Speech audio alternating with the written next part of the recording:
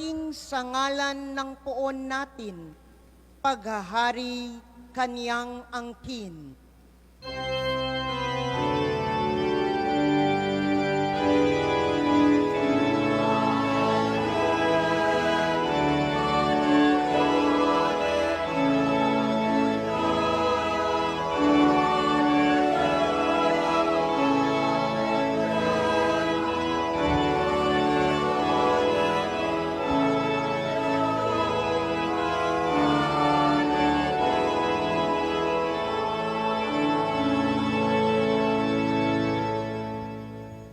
Sumainyo ang Panginoon. At sumaiyo rin. Ang mabuting balita ng Panginoon ayon kay San Juan. Papuri sa iyo, Panginoon.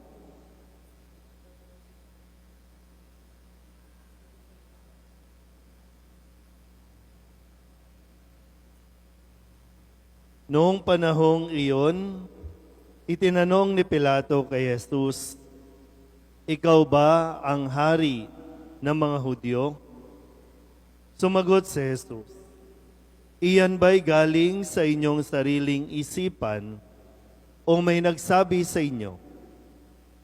Ako ba'y Hudyo?" Tanong ni Pilato. "Ang mga kababayan mo at ang mga punong saserdote ang nagdala sa iyo rito. Ano ba ang ginawa mo?"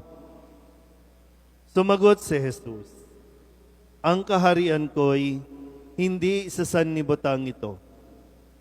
Kung sa sanlibutan ito ang aking kaharian, ipinakipaglaban sana ako ng aking mga tauhan at hindi na ipagkanulo sa mga Hudyo.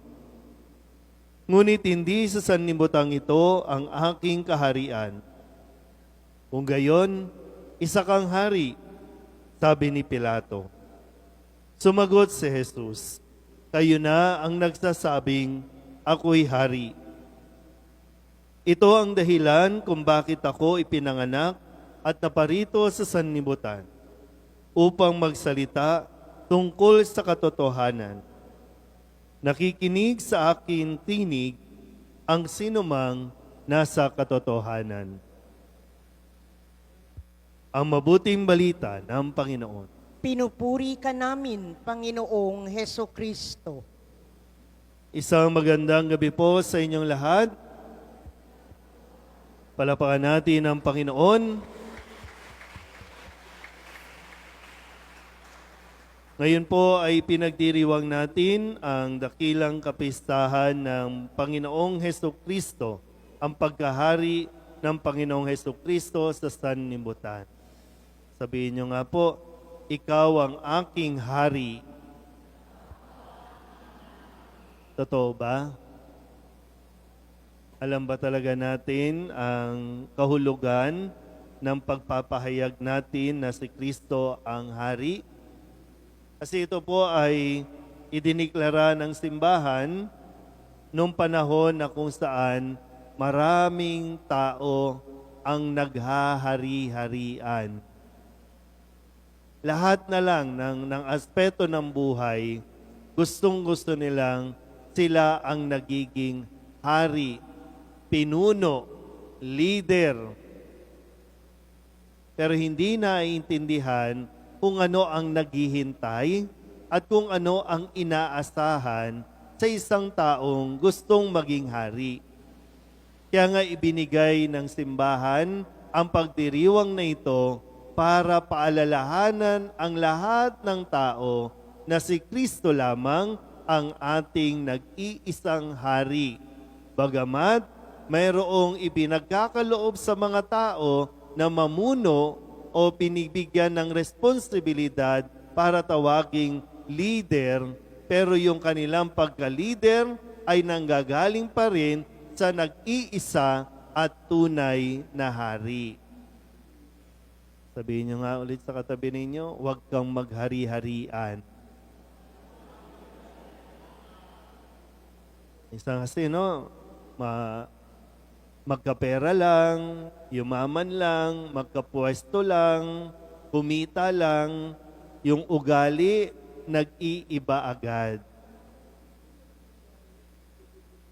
Kaya nga, Ngayon ay nagnunubinaryo din tayo para sa kapistahan ng Mahal na Birhen Milagrosa.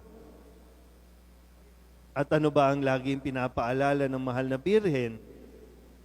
Bagamat yung tao, kadalasan, pilit nating iniaangat ang Mahal na Birhen na maging Diyos, kapantay ng Diyos. Kung tratuhin natin si Maria, parang reyna talaga.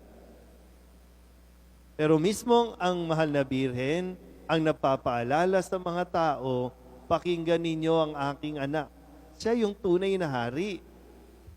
At yung tunay na hari na ipinakita ng ating Panginoon, yung handang magsakripisyo. Hindi lang siya hari sa pangalan.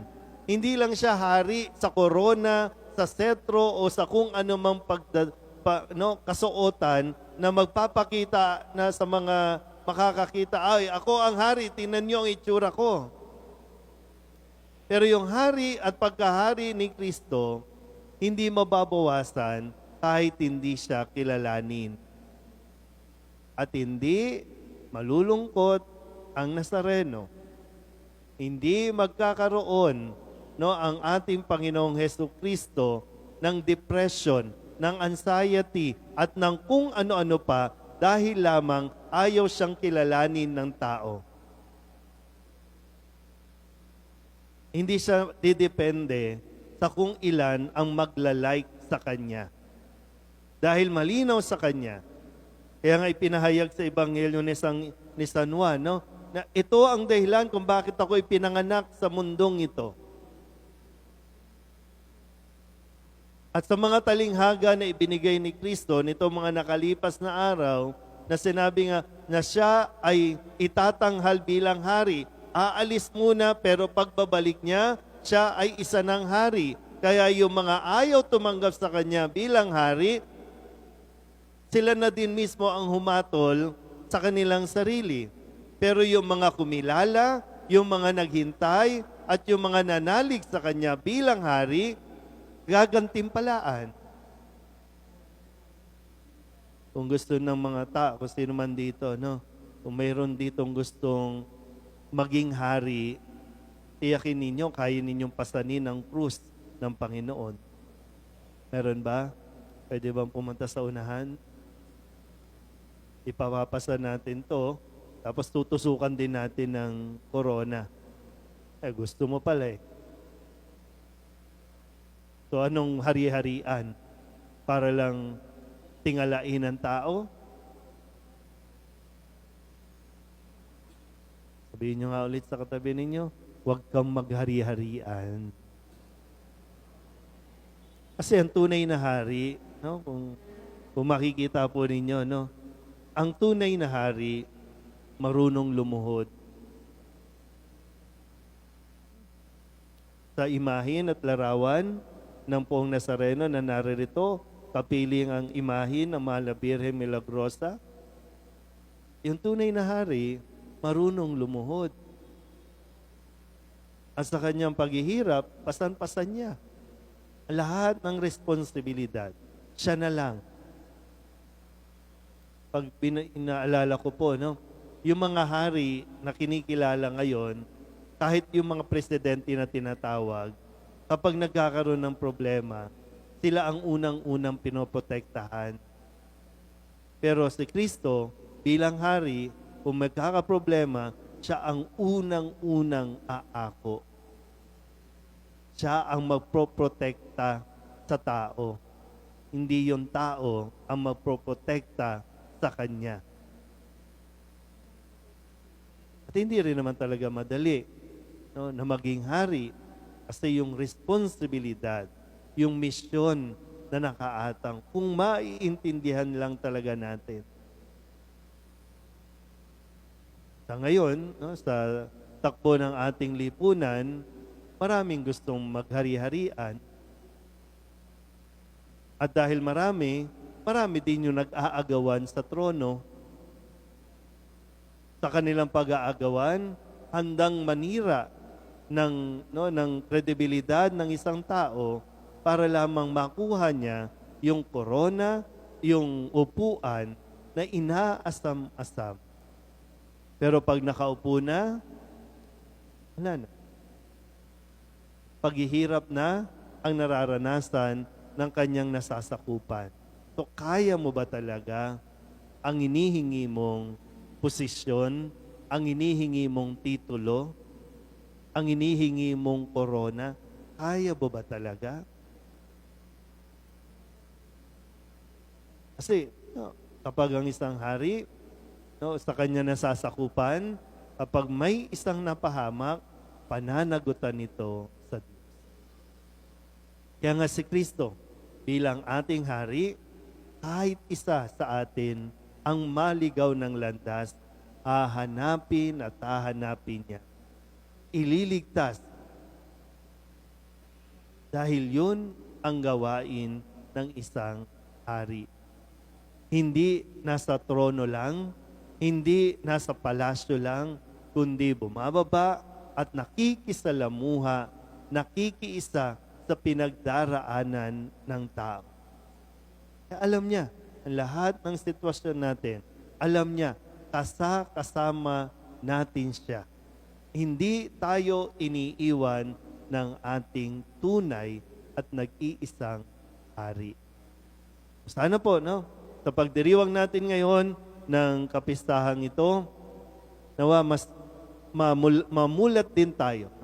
Sa tulong ng Mahal na Birhen, mas makita rin natin yung kahalagahan na tayo ang dapat na sumusunod kay Kristo na ating hari. Hindi si Kristong hari ang susunod sa mga gusto. Pero ang gusto ng ang gusto ng Panginoon, tayong lahat ay maligtas. Tayong lahat ay makapiling niya doon sa kaharian sa langit. Amen?